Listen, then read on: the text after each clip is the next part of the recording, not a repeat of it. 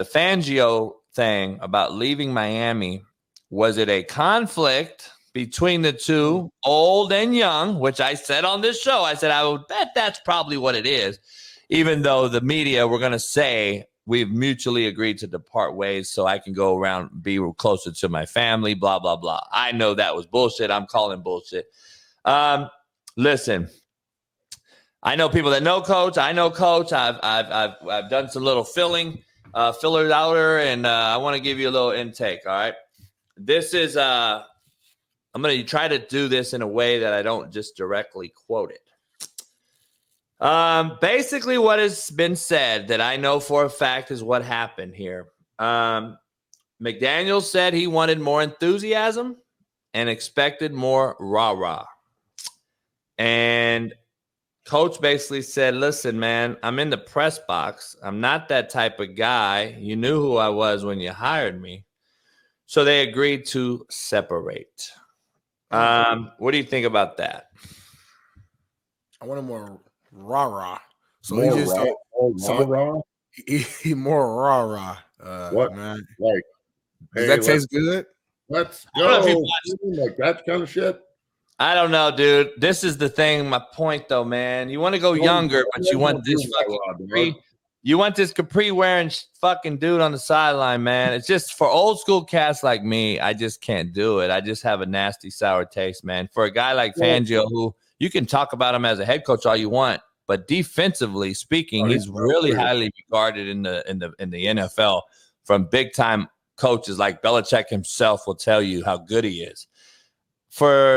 This is what I'm saying. If we're going to just get rid of all the old school cats and the old school mentality, then football, I don't want to ever hear people mention a gladiator sport again. I don't want to hear that this is creating structure. I don't want to hear the discipline part of football being taught anymore. I don't want to hear it because it's not. Kids are actually learning how to fucking be shitbirds by playing football now versus being taught accountability and how to be fucking a good husband and how to fucking treat a woman. That shit ain't being taught no more, dog. We're allowing everything now because we want to get younger as coaches. And I'm just telling you, man, it's really sickening and disheartening because I've yet to see one of these young coaches take a motherfucker to where he could not take himself.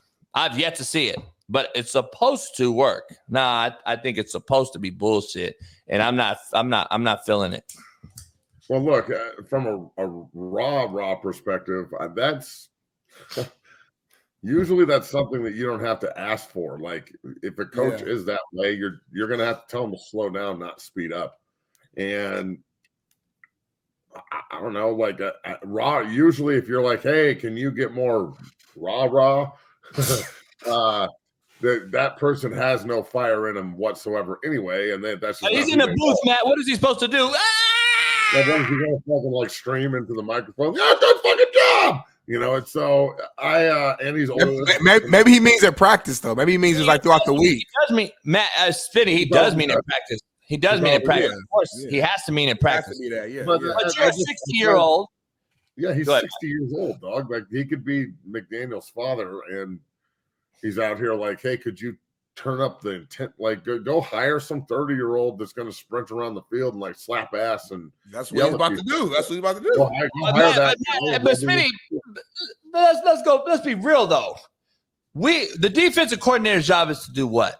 Instill trust in him that he knows what he's doing on third down against this formation and personnel, and he calls the right personnel, and he has the right scheme, and he knows what to do to fuck with QBs in the coverage in the back row. He knows how to fire zone guys. He's really elite at putting a system together, installing a system, and getting you to play fast. That's what a D coordinator's job is, right? No matter what age he is.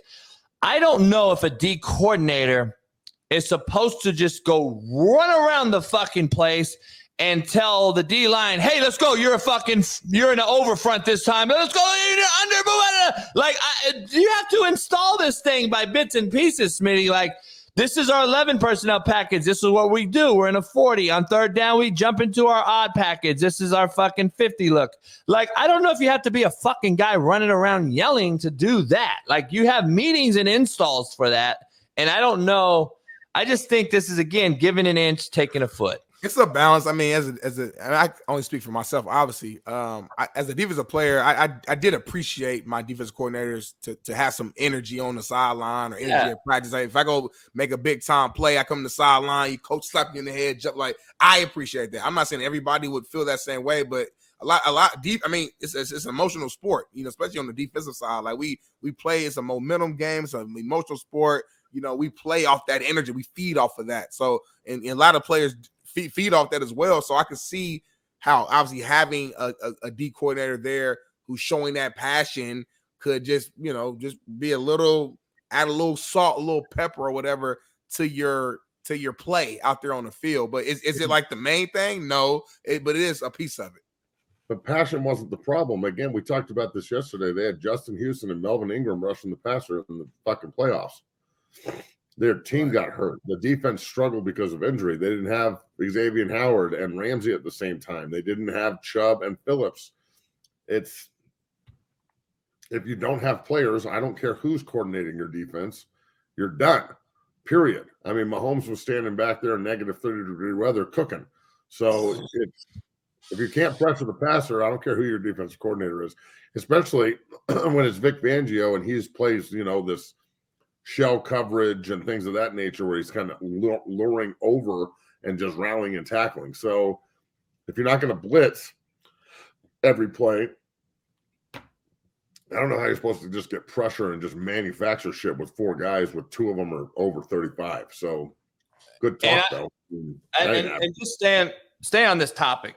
Like the older cats that I see, even older than me, like I've talked to and I've sent around, I talked to people that know people that talk to these older guys, and across the country, whether it's high school coaching or not, it's to this point, like we're trying to get rid of the older cats for the younger cats, but there's also narratives being pushed as to why that is. Why do we want younger cats? Why are we getting rid of the supposed to be's era?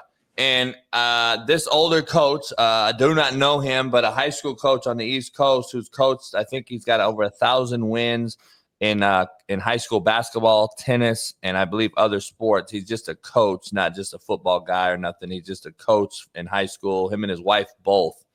I don't know if you've seen this story, but take a look. My wife and I resigned our head coaching positions for varsity and JV girls tennis at our high school we're at. For the last 25 years, I've coached varsity basketball, varsity tennis, coached in over 1,090 games, won 667 and lost 423. Have had a lot of success, but I finally reached the point where I had to resign last night because of boys playing girls tennis. And the reason we did is we're just not going to support boys playing girls sports. This is wrong on every level. These are not girls, they're boys saying they're a girl. They're playing a false sport, come back and play a girl sport and go back to playing a boy sport.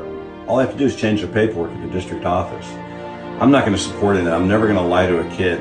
I think that's another narrative on why we're losing coaches that used to stand for something because of what's going on societally.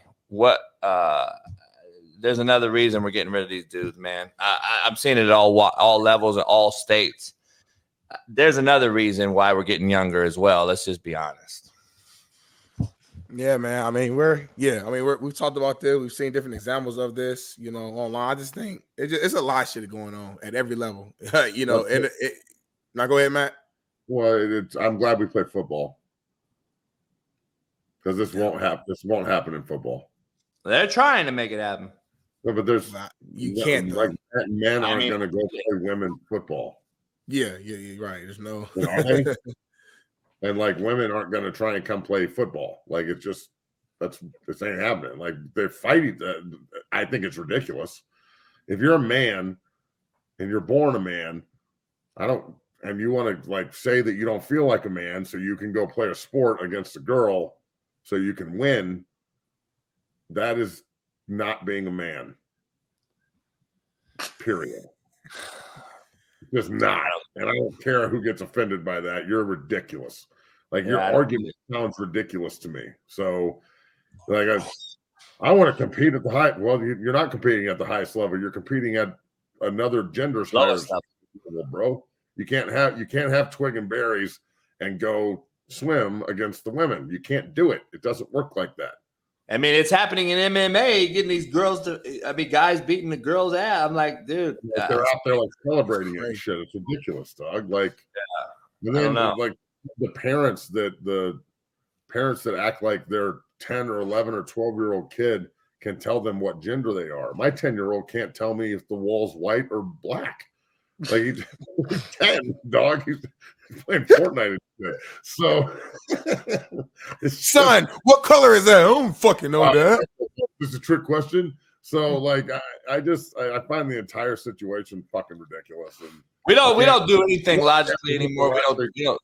We don't speak logically no more. We fuck it. Everything is you're either hired by emotion, you're fired by emotion. No one hires with logic or fires you using logic. Everything is an emotional fucking throw the shit at the wall, see if it sticks.